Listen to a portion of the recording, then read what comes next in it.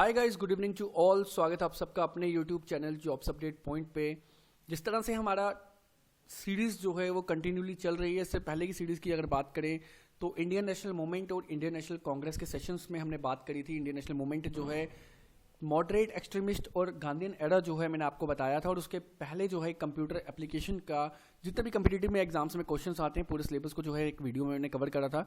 तो आज की वीडियो जो है हमारी इंडियन पॉलिटी में रहेगी। हालांकि पॉलिटी जो है मेरे खुद के नोट्स हैं जो मैं आपको शेयर कर रहा हूं, और ये नोट्स जो हैं एम लक्ष्मीकांत से बनाए गए हैं। तो जितने कैंडिडेट्स जो हैं एम लक्ष्मीकांत को पढ़ चुके हैं, जो पढ़ना चाहते हैं, तो वो इस वीडियो को देख सकते हैं। जो पढ़ चुके हैं वो रिवीजन यहाँ से ले सकते हैं, और जो पढ़ना चाहते हैं वो बिगिनिंग यहाँ से कर लीजिए एटलीस्ट। उसके बाद आप जो है एम लक्ष्मीकांत को अगर पढ़ने जाएंगे तो बहुत आसानी से जो है आपको पूरा का पूरा क्लियर हो जाएगा। तो चलिए इस वीडियो को ज़्यादा लंबा नहीं करते। हालांकि इस वीडियो के कुछ पार्ट्स रहेंगे। पहला पार्ट जो है आज हम स्टार्ट करने जा रहे हैं।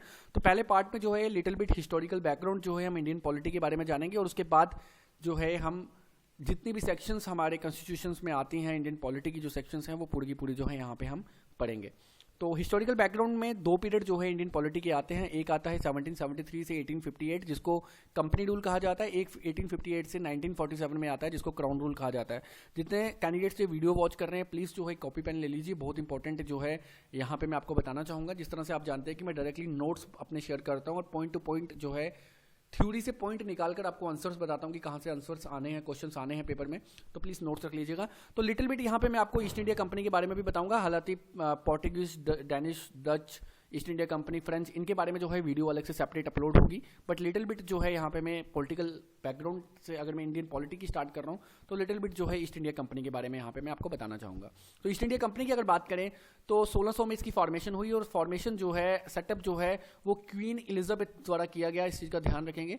क्वीन एलिजाबेथ ने जो है सेटअप करा था ईस्ट इंडिया कंपनी का इंडिया में, और कब करा था? 31 दिसंबर 1600 को।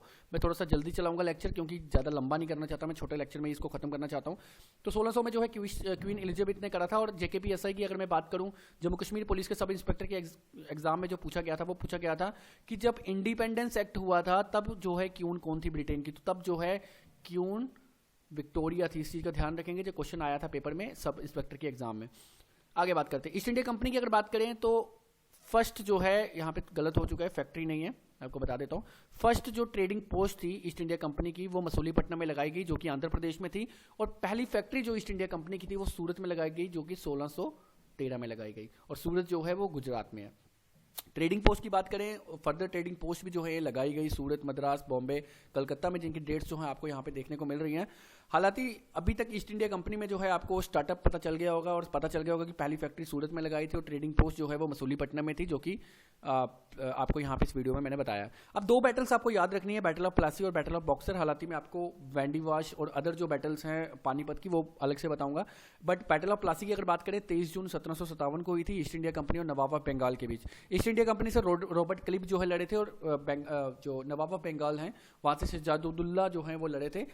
इनके बारे में लिटिल बिट यहाँ पे बता रहा हूँ, बट क्योंकि मेरा मेन फोकस जो है इंडियन पॉलिटी के रेगुलेटिंग एक्ट्स के ऊपर है, उन्हीं एक्ट्स के ऊपर जो है मैं डीपली आपको बताऊंगा। और इन लोगों के लिए इन जो फर्दर जो बैटल्स हैं इन लोगों के लिए जो है मैं अलग से वीडियो बना दूंगा। जितनी भी मेरी फर्दर वीडियोस होंगी उस पर आप देख सकेंगे।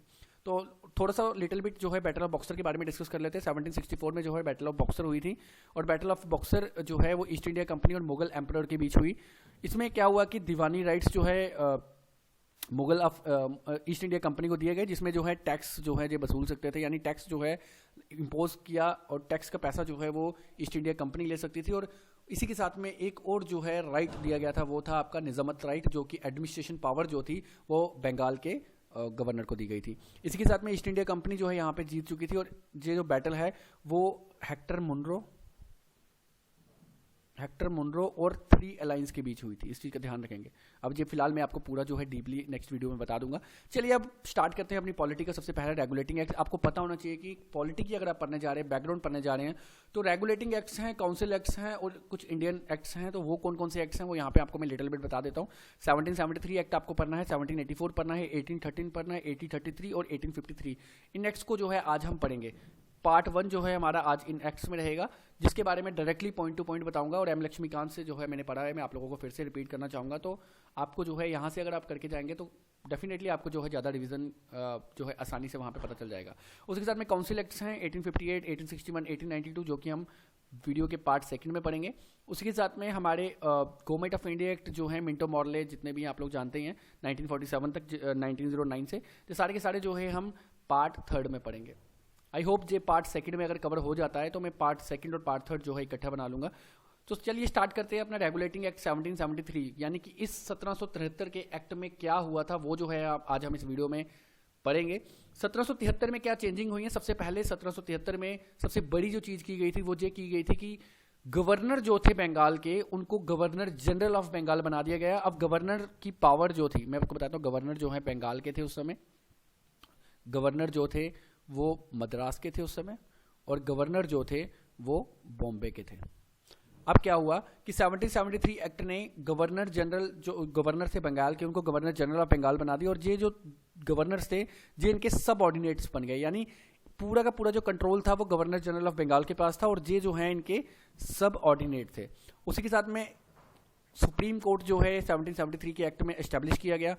ब्रिटिश गवर्नमेंट का कंट्रोल जो है अब ईस्ट इंडिया कंपनी के कंट्रोल में कुछ हद तक आ चुका था, और उसी के साथ में क्रिएशन जो है एग्जीक्यूटिव काउंसिल की गई, जिसमें गवर्नर जनरल के साथ 4 मेंबरीय जो है रखे गए, जो कि एग्जीक्यूटिव काउंसिल के मेंबर्स थे। अब गवर्नर जनरल को अगर कोई भी चीज़ पास करनी है तो गवर्नर जनरल को अपने साथ 2 मेंबर जो है एटलीस्ट सेटिस्फाइड करवाने होते थे किसी भी चीज़ को पास करने के लिए। तो 1773 की खासियत जो है यही है, और अगर आप डीपली इसमें जाएंगे, एम लक्ष्मीकांत पढ़ेंगे, तो पूरी की पूरी जो है यही चीज़ें आपको वहाँ पे घूमती हुई मिलेंगी, जो कि मैंने आपको इन पे पॉइंट्स पे ईजी वे से बता दी हैं। अब बात करेंगे अगर हम 1773 के बाद हमारे 1784 के एक्ट की, जिसको हम पिट्स इंडिया एक्ट के नाम से भी जानते हैं। बहुत इंपॉर्टेंट चीज़ें यहाँ पे आपको जो है इस एक्ट में देखने को मिलेंगी। सबसे पहले अगर बात करें तो ईस्ट इंडिया कंपनी के फंक्शंस को जो है 2 पार्ट्स में डिवाइड कर दिया गया था। एक जो है कमर्शियल फंक्शन था, एक जो है पॉलिटिकल फंक्शन था। अब कमर्शियल फंक्शन को कौन देखेगा? कमर्शियल फंक्शन को जो है कोड ऑफ डायरेक्टर्स बनाए गए जो कि कमर्शियल फंक्शन को देखते थे, और बोर्ड ऑफ कंट्रोल्स बनाए गए जो कि उनके पॉलिटिकल फंक्शंस को देखा करते थे। अब इस एक्ट में सबसे क्या बड़ी खासियत क्या थी? 1773 के एक्ट में अगर आप याद करें, गवर्नर जनरल के साथ 4 मेंबरीय कमेटी बनाई थी। इस एक्ट में 1784 में 4 में से 1 मेंबर को जो है हटा दिया गया, और गवर्नर जनरल के साथ जो है 3 मेंबर हो गए। यानी अब गवर्नर जनरल को किसी भी बात को मनवाने के लिए सिर्फ 3 में से 1 मेंबर को ही जो है सेटिस्फाई करना था। गवर्नर जनरल के साथ 1 मेंबर जो है 50% जो है होल्ड ले लेता था, तो उस तरह से जो है पूरी की पूरी जो है कोई भी डिसीजन लेने के लिए गवर्नर जनरल को एक आसानी हो जाती थी। तो यहाँ पे जो है आपको पिट्स इंडिया मूवमेंट में जो है 2 ही इंपॉर्टेंट चीजें देखने को मिलेंगी। एक उनके फंक्शंस को डिवाइड कर दिया गया, और एक जो है लेजिस्लेटिव काउंसिल के 4 मेंबरी कमेटी को 3 मेंबरी कमेटी बनाया गया। और 1784 के एक्ट में कहीं ना कहीं जो है ब्रिटिश का कंट्रोल जो है ईस्ट इंडिया कंपनी के काफी अफेयर्स में जो है मैक्सिमम हो चुका था, और उस समय जो है ब्रिटिश पोजेशन इन इंडिया जो है इस चीज को कहा जाता था। उसके बाद चार्टर एक्ट 1813 आता है, और चार्टर एक्ट 1813 में 1 लाख रुपीज फॉर एजुकेशन जो है ये लाया जाता है। इसके साथ में सबसे बड़ी जो इंपॉर्टेंट बात है वो ये है कि क्रिश्चियन मिशनरीज को जो है अलो किया जाता है इंडिया में फॉर इनलाइटनिंग द पीपल। तो क्वेश्चन कैसे आएगा कि कौन से एक्ट में क्रिश्चियन मिशनरीज को जो है अलो किया जाता है इंडिया में फॉर इनलाइटनिंग द पीपल? तो वो एक्ट है आपका 1813। आप मॉक टेस्ट भी देते होंगे तो डेफिनेटली यही क्वेश्चन आपको मॉक टेस्ट में भी घूमते हुए मिलेंगे, आप एक बार देख लीजिएगा।